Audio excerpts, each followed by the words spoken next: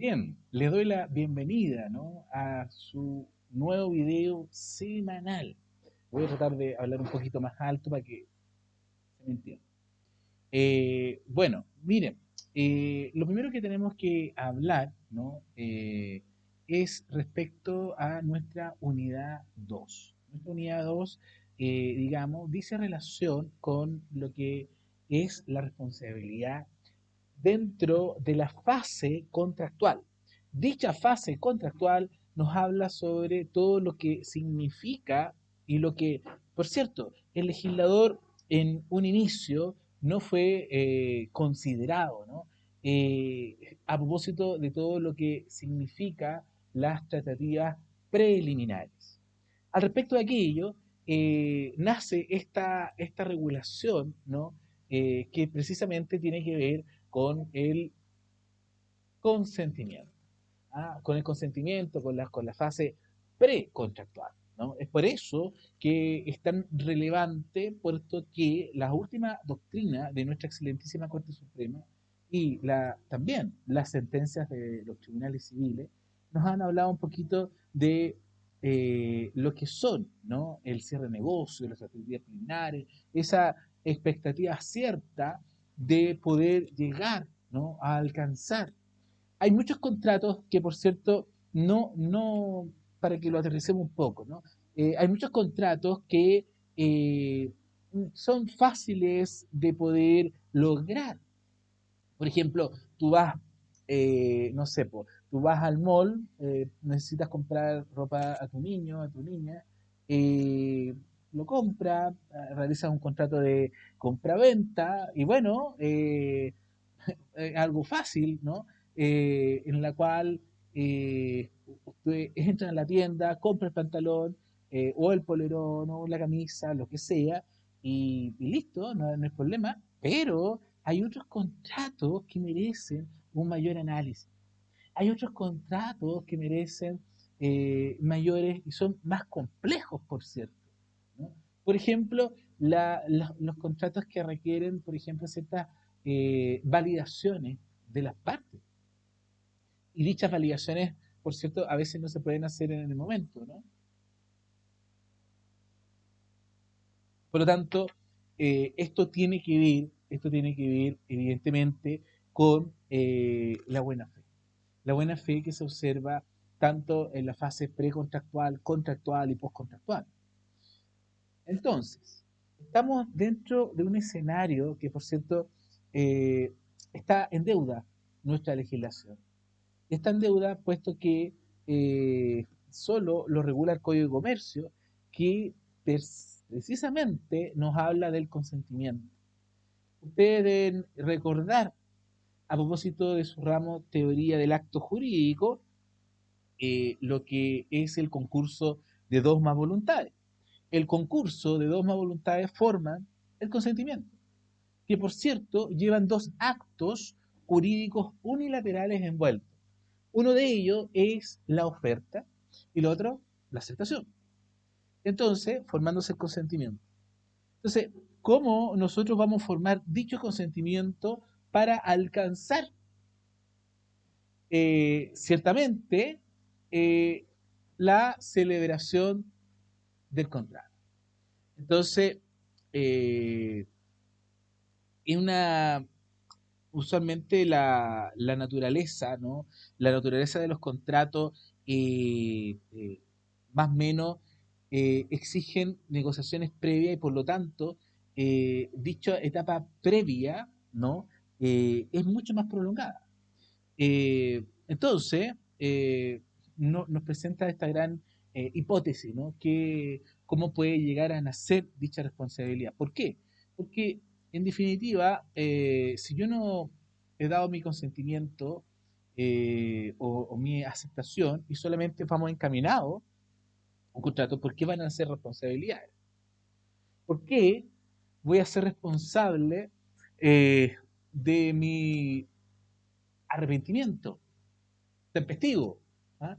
Eh, entonces, bueno, uno se pregunta, hay que distinguir, pienso yo, la la expectativa cierta de que efectivamente yo entiendo que la otra parte va a contratar conmigo.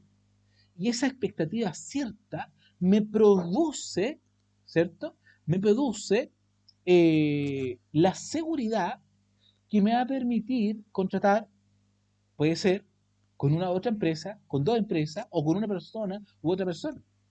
Entendiendo que yo ya tengo este contrato. O sea, a propósito de esta expectativa cierta.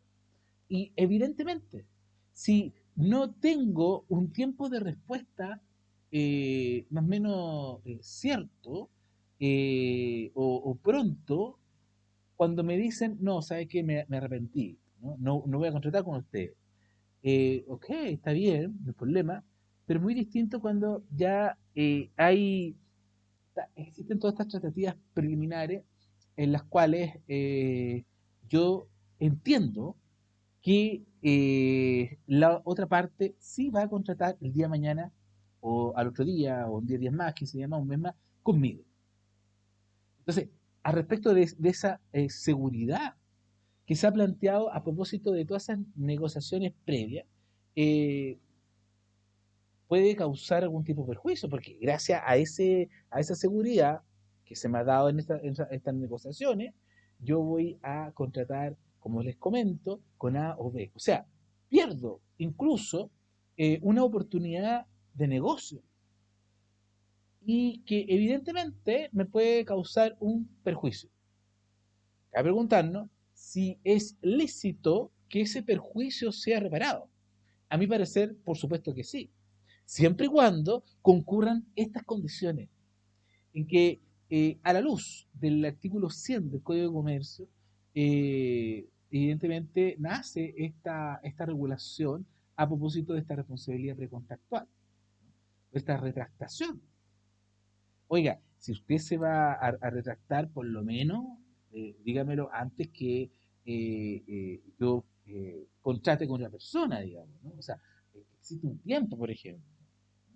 Entonces, bueno, nuestro ordenamiento civil, como les comento, no se ocupa mucho sobre el tema de la formación del consentimiento, sí el código de comercio, como ustedes lo aprendieron cuando estudiaron el negocio jurídico, el acto jurídico.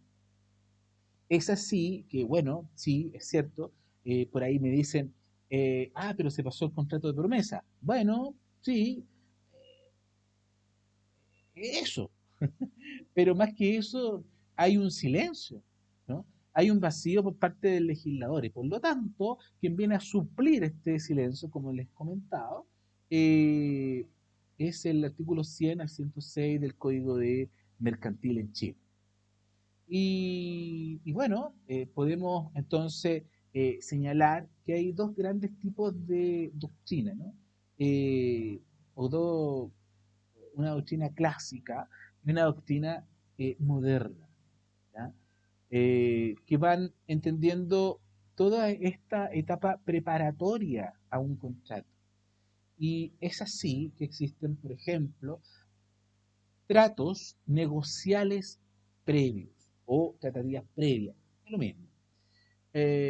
La cual, por supuesto, estos tratos negociales previos, como diría Juan Andrés Orrego, eh, que son las tratativas previas, parte, ¿cierto? Evidentemente de la oferta. De la oferta, eh, que como les comento, es una manera en la cual se me coloca, ¿no? Como a la parrilla, ¿no? A ver, ¿qué es lo que me se está ofreciendo?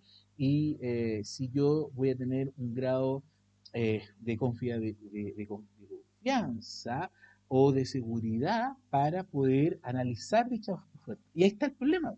Vamos a analizar la oferta para que yo pueda dar la aceptación.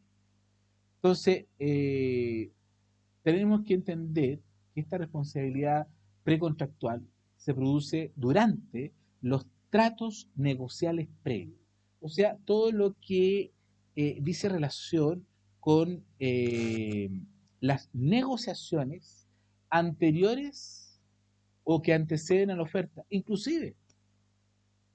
Porque, claro, si no construimos una oferta, porque yo tengo que hablar con la persona, uno puede llegar a pensar que la oferta, luego falta la aceptación, entonces eso sería tratativa preliminar. No, podríamos señalar que incluso va antes de la oferta. Claro, ¿por qué? Porque en la oferta, ¿no? Para poder lograr dar una oferta, a veces yo tengo que evaluar en qué condiciones está el aceptante y bajo esas condiciones construir una oferta. Por ejemplo, tú haces una asesoría determinada. ¿Ya? Para poder realizar la oferta, tú tienes que evaluar qué es lo que quiere el cliente, ¿cierto? ¿Qué es lo que quiere el cliente? En específico, una gestión, dos gestiones, tres gestiones. Ya, ok, hablemos, conversemos, hagamos todos estos tratos negociales previos. Y luego usted da una oferta, ¿cierto? Por ejemplo, tú dices, ok, lo que yo puedo ofrecer atendido a los antecedentes requeridos o las necesidades manifestadas son tal. ¿Te das cuenta? Pero previamente yo tengo que evaluar antes de hacer la oferta. ¿Se entendió, no? Perfecto. Entonces, todo esto, estos tratos negociales, se trata de una responsabilidad entonces que nace si se causa daño a la persona o viene de otro en curso de la formación de un contrato. Que evidentemente podemos señalar que la responsabilidad precontractual dice relación que hay que resarcir, ¿cierto? Un daño causado a propósito de qué? A propósito por los eventos futuros eh, y con otro motivo de la celebración de un contrato. O sea, yo, eh, esto, esto desde la óptica de la buena fe, podríamos señalar, y aquella fase, el tema precontractual, ¿no? Y aquella fase de tratos preparatorios, como se había dicho, de un contrato que cree uno razonablemente, ¿te das cuenta? O sea, yo entiendo que está prácticamente concluido. Entonces, como yo sé, y en atención de ello, ¿yo qué hago? Em- Empiezo a formar eh, toda la estructura, ¿cierto?, del negocio. O sea, estamos en las tratativas preliminares, me dan la oferta, y como me dan la oferta, ya, más o menos estamos en las tratativas preliminares, me dan la oferta y empiezo a construir el negocio. Esto quiere decir proveedores, publicidad, puede ser marketing, puede ser todo lo que tiene que ver con toda el marketing computacional también, ¿no? Eh, todo lo que tiene que ver con la estructura, la logística, etcétera. ¿Ya? Estoy inventando. Entonces, eh, y lo hago porque me imagino que la oferta fue de buena fe. O sea, yo entiendo que todas estas tratativas previas se ha hecho de tal manera y con la idea de confiar en todas las palabras o en los hechos de las personas que hubieron podido contratar. ¿Ah? Y que de algún modo, con tal comportamiento, hay una apariencia de que efectivamente y esa apariencia me da la seguridad de poder finalmente empezar todos estos mecanismos o esta estructura negocial. Bueno, entonces, tradicionalmente, como hemos dicho, la responsabilidad precontractual suscita ciertas preguntas, ciertas hipótesis o interrogantes. Primero, llegar a determinar cuál es la naturaleza jurídica de este tipo de responsabilidad. Llámese que estamos hablando, precontractual, por supuesto.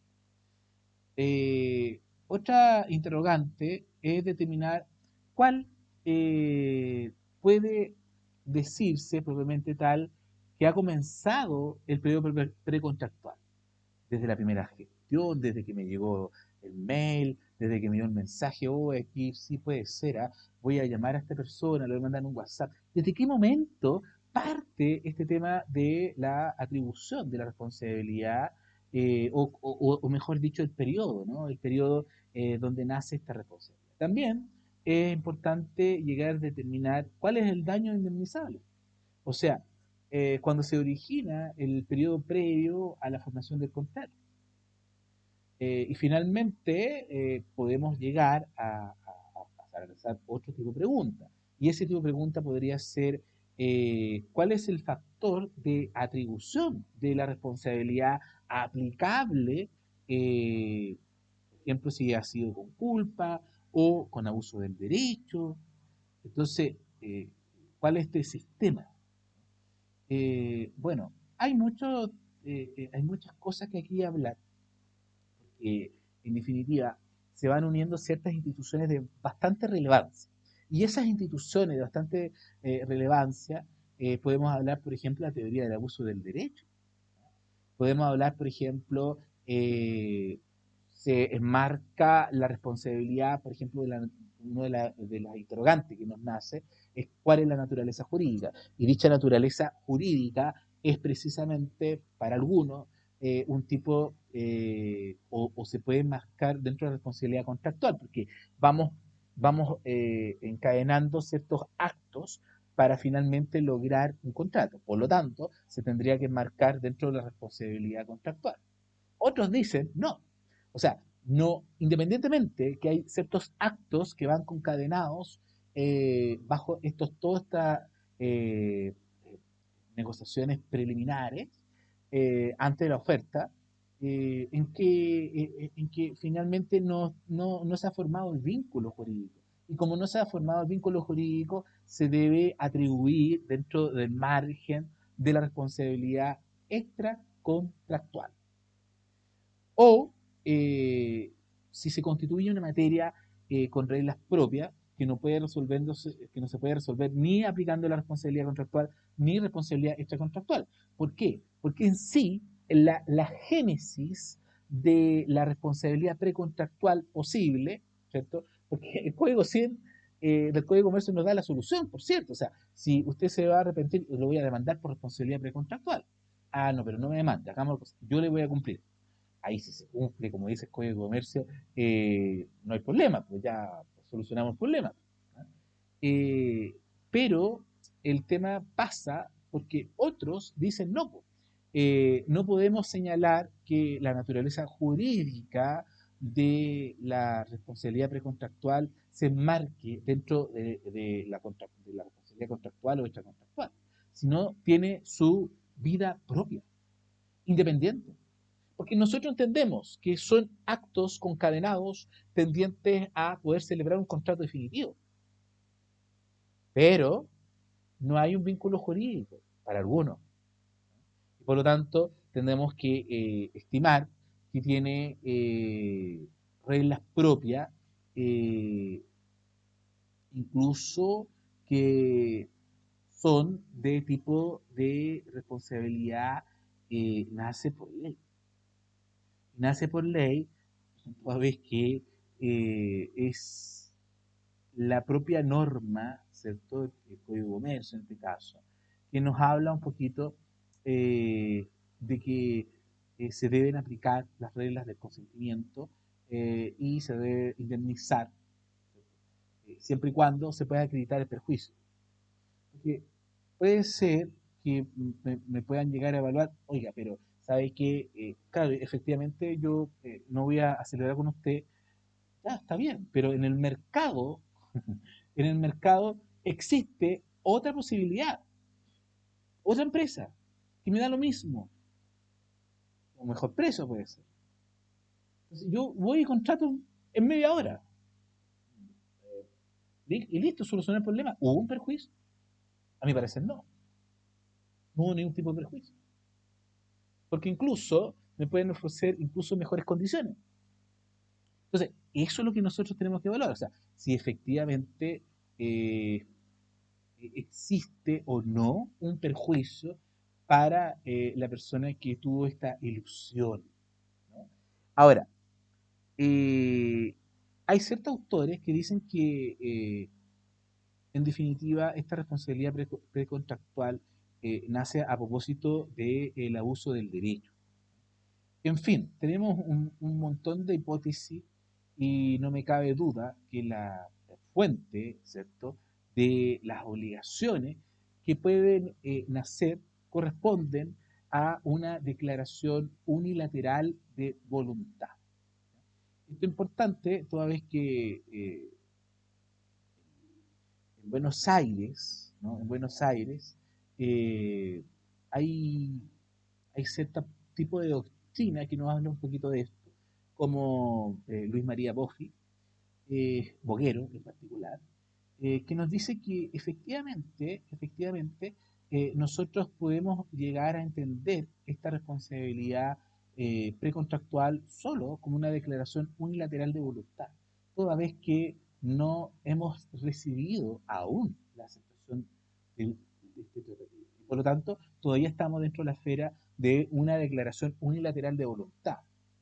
Entonces, tendremos que evaluar si esa futura oferta, esa declaración unilateral de voluntad, si yo voy a dar la oferta respecto a este negocio, yo me arrepiento luego, estamos frente a una sola declaración unilateral de voluntad. Bueno, además, además, tenemos que entender que hay dos grandes doctrinas, como les he comentado desde un inicio, habla sobre una doctrina clásica que nos dice que hay tres grandes fases o periodos. El primero es una fase de los meros hechos sociales, ¿no? Y esos meros hechos sociales, ¿no? Carecen de relevancia jurídica. ¿No? Sí, puede ser, por ejemplo, eh, una publicación en Facebook, ¿no? Libro Rostro, ¿no? Hay quiero hacer un negocio con usted, etcétera. Y eso fue meros hechos sociales que se van formando o actuaciones de voluntad en un periodo y por lo tanto hay un principio de la autonomía privada, no me cabe duda, de la autonomía privada, eh, y puede retirarse en cualquier momento, sin adquirir ningún tipo de responsabilidad. O sea, que yo no, ¿por qué me voy a...? O sea, cada vez que te hacen una oferta, imagínate que fuera así, para que analicemos lo complejo que es. Imagínate que te hacen una... te dicen, no, sabes que quiero, es muy posible que yo pueda contratar con usted, etcétera, y de repente digo, no, sabes que mejor que me arrepentí, lo demando. No puede ser. Es por eso que deben concurrir ciertas etapas. Ciertas etapas que nos lleven a, a lograr, a entender que nace esta responsabilidad precontractual, que para los efectos de la cátedra vamos a señalar que tiene su propia autonomía, que no podemos aplicar ni las reglas de la responsabilidad contractual y extracontractual, sino las reglas propias de esta fase precontractual. Bien, ahora hay otro tema, ¿no? Aparte de la fase de los meros hechos sociales, que lo vamos a explicar más adelante, está la fase de la oferta y finalmente la fase de la promesa del contrato. Ahora, la etapa obligatoria dentro de la relación precontractual parte finalmente a partir de la oferta, o sea, con todos los requisitos que se estudiaron a propósito de la teoría del acto jurídico, considerando que la retractación, como ustedes saben, la caducidad puede evidentemente extinguir eh, el término de la oferta. O sea, cómo se extingue la oferta. Eh, Finalmente hay una promesa de celebrar finalmente el contrato. Eh, entonces ahí sí queda de manifiesto en el artículo 1554 que nos dice, la promesa de celebrar un contrato no produce obligación alguna. Dice, así, no produce obligación alguna, salvo que concurran los requisitos del artículo 1554.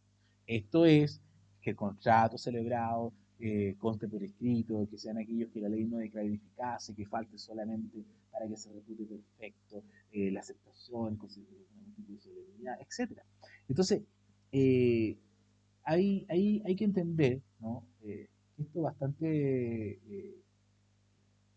relevante, toda vez que tenemos una legislación aplicable a propósito del artículo 1554.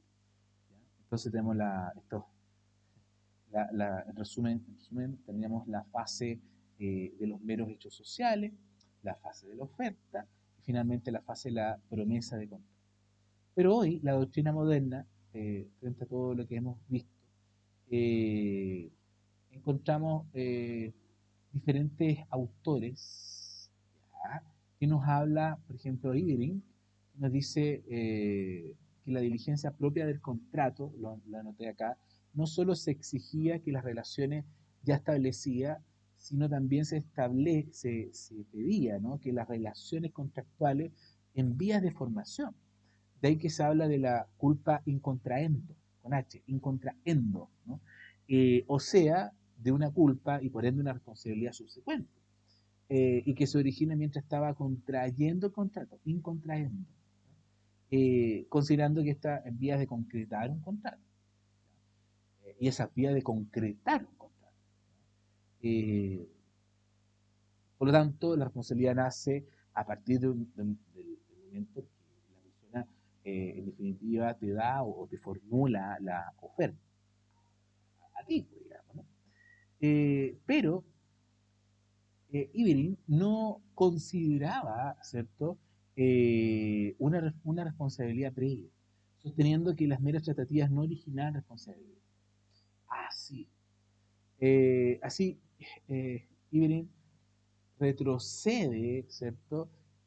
O mejor dicho, retrotrae, eso sí, eh, solamente que los tratos negociales previos no quedaban amparados, porque está este tema de la culpa incontraente.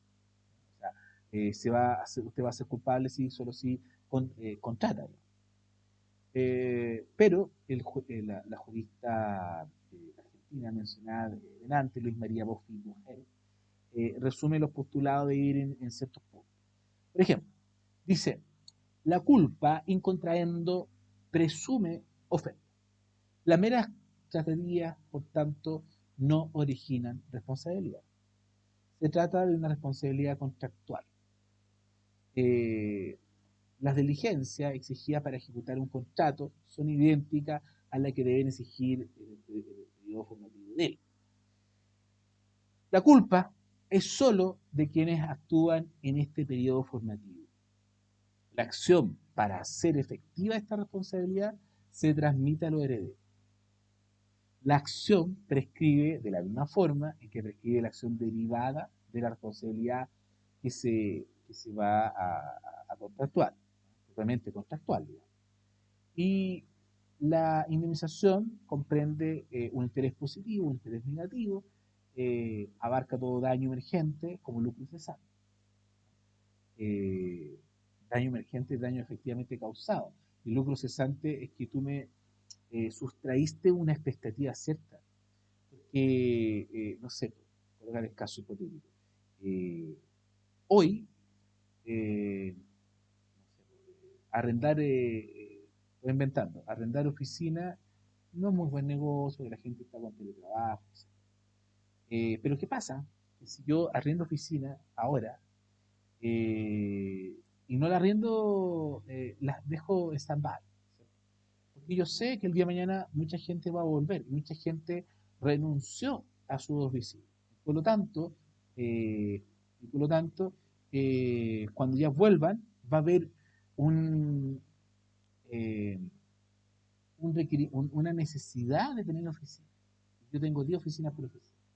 El precio muy distinto, el tema de pandemia, ¿cierto? Que había mucho teletrabajo, a donde ya se terminó la pandemia, bueno, sigue la pandemia, pero terminó el estado de excepción, ¿cierto? Y hay que volver. Y como hay que volver, necesitamos una oficina.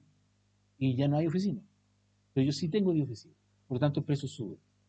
¿Eh? Tema económico. Bueno, entonces hay un montón de cosas.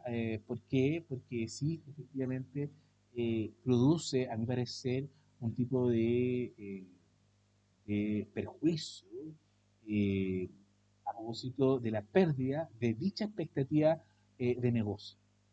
Claro, porque usted se arrepintió.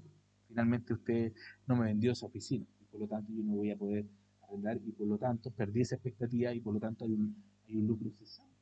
Hay, una, hay un daño futuro. Dentro del daño patrimonial, ustedes saben que está el daño presente, que es el daño emergente, el efectivamente causado, y el daño futuro, que es el lucro cesante, según la última sesión sincrónica. Bueno, avanza todo esto, eh, y la conclusión que llega a Iberit, en orden de encuadrar la culpa in contraendo en la esfera de responsabilidad contractual, es bastante criticada por nuestra doctrina moderna. Eh, por dos cosas puntuales. La primera, porque se desprende, ¿cierto?, de texto, de texto histórico, que no nos estaríamos moviendo en el campo extracontractual, porque el contrato ha nacido nulo, digamos, ¿no? Y porque en los casos de compraventa hay dolo y no culpa, porque ustedes saben que la culpa se presume. Bueno, debemos reconocer de todas maneras el esfuerzo que ha hecho este autor. Bien, eh, vamos a otro tema. Eh, Quiero que ustedes entiendan que existe un periodo previo, ¿cierto?, al nacimiento del contrato. Cuando dicho contrato, como se dijo, no es de los contratos simples, un contrato complejo, donde se requiera, donde se requiere, por ejemplo, antes que tú des una oferta, analizar los antecedentes. Por ejemplo, ustedes que van a ser futuros abogados, o ya son abogados algunos los que están viendo este video, eh, en que ustedes deben analizar los antecedentes. O sea, no pueden dar, esto no es una cuestión matemática. Sí uno puede decir, bueno, los estándares están, pero es que depende mucho, insisto, de lo que quiere el cliente frente a la oferta definitiva que uno pueda llegar a proponer, ¿ya? La propuesta. Bueno, entonces el periodo previo al nacimiento del contrato eh, es muy importante. Bueno, ahora hay una eventual responsabilidad que va a depender de la transgresión del acuerdo en entablar todas estas negociaciones preliminares. Ahora, la indemnización solo debe cubrir los gastos reales en que incurrieron los participantes y para algunos no el lucro cesante, o sea, esa expectativa.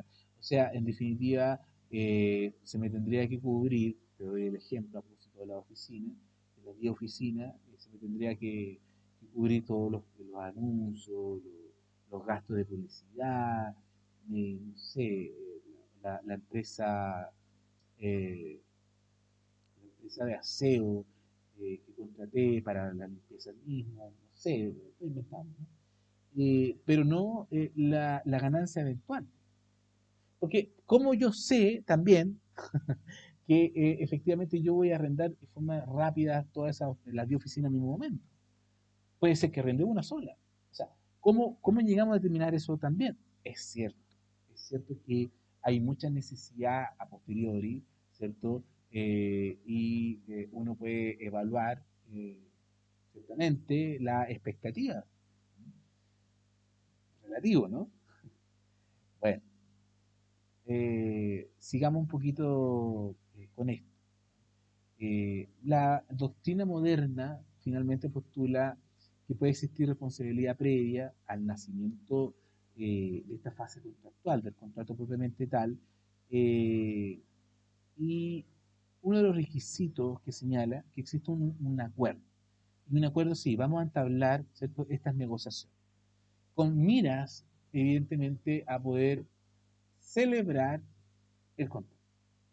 Luego que el retiro de las negociaciones sea en forma intempestiva, ¿no? Sea en forma arbitraria, ¿no? Y que en definitiva, bueno, yo me arrepentí, pero ¿por qué se arrepintió? Si las políticas, ¿cierto? O los estándares negociales que hemos establecido hasta este momento son beneficiosos tanto para ustedes como para mí. ¿Por qué? En qué se fundamenta para poder eh, eh, realizar esta retractación de dicha oferta? Bueno, y lo elemental. O sea, hemos señalado reiteradamente que no existe responsabilidad si no existe un daño, si no existe un perjuicio. Y que por sí, uno de los elementos de la responsabilidad contractual es el perjuicio al acreedor. Uno de los elementos de la responsabilidad extracontractual es el daño.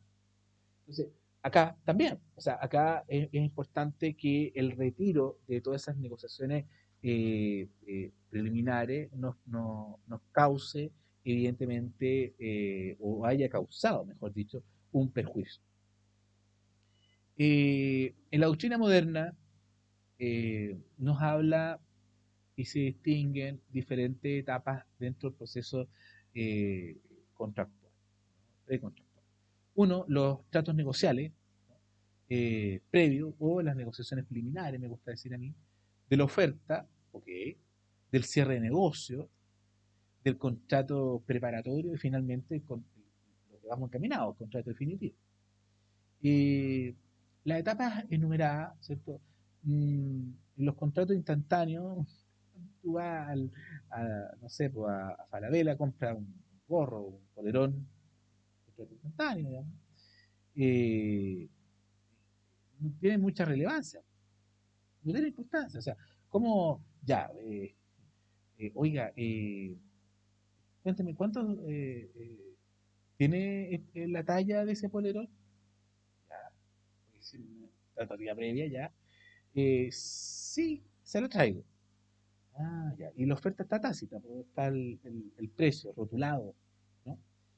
Eh, luego, ya, le traigo esa. ¿La va a comprar? Sí, ya, hacer negocio. ¿Seguro? Sí, sí, lo voy a comprar. Está haciendo la promesa. ¿No? Si no es por escrito, ya, bueno, está haciendo la promesa. Y después contrato definitivo, ya, ok. Vaya a la caja, ya, está vendido. Entonces, no podemos analizar a nivel hormiga, como se dice, no podemos establecer aquello. Por lo tanto, los contratos instantáneos no tienen ningún tipo de relevancia en todas estas etapas que se han mencionado a propósito de la doctrina moderna, que las paso a repetir nuevamente. Los tratos negociales previos o tratativas preliminares, la oferta, el cierre de negocio, el contrato preparatorio, finalmente, el contrato definitivo. La etapa enumerada no revisten tanto entonces importancia para estos tipos de contratos de carácter instantáneo. En cambio, eh, hay contratos en los cuales son mucho más complejos en la formación progresiva. Representan un trayecto de voluntad de las partes para poder recorrer, como diría Hernán Corral Calciani, ¿no? Para poder lograr perfeccionar el contrato.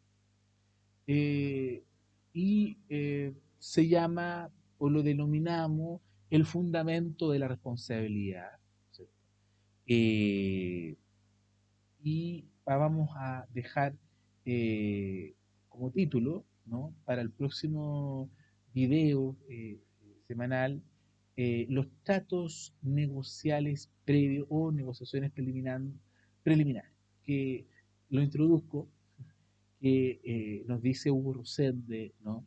Que se denomina una etapa negocial preliminar al periodo en que las partes desarrollan una multiplicidad de conductas tendientes a conocer eh, los diferentes puntos de vista respecto de un negocio que se proyecta.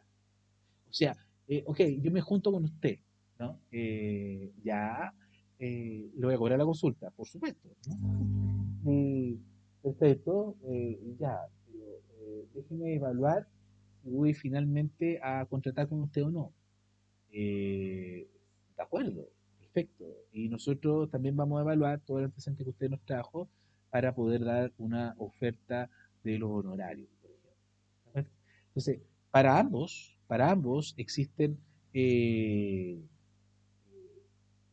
como te dijera, existen eh, una multiplicidad de conductas con un solo fin. Y ese fin es eh, la posibilidad cierta de contratar. ¿Ya? Ahora, para otros autores, las propuestas, las pedidos preliminares son precisamente todas aquellas propuestas para poder negociar que anteceden un contrato, genéricamente. Eh, y en sí, ¿no? Quieren alcanzar, ¿no?